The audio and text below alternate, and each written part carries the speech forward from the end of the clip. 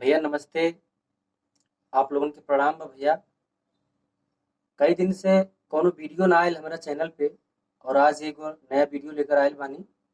Sad song बा भैया, आप लोगन के जरूर पसंद आई और अगर पसंद आए तो चैनल के लाइक और सब्सक्राइब जरूर करिए। आई सुनी।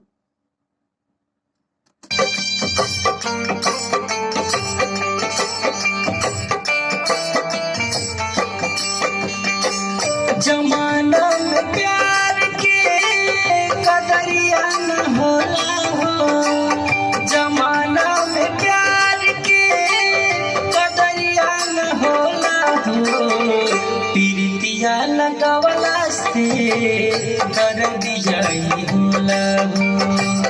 प्रीतिया लगावला से दर्दिया ही होला हो।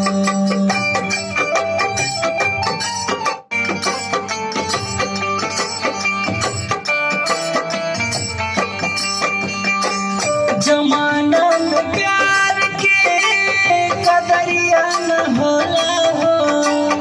जमाना में प्यार के कदरिया न होला हो।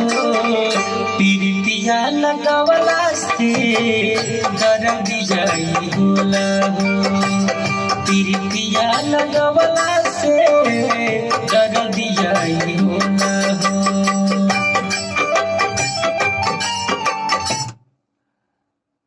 भैया अगर अच्छा लगल हो तो चैनल के जरूर लाइक और सब्सक्राइब जरूर करिए।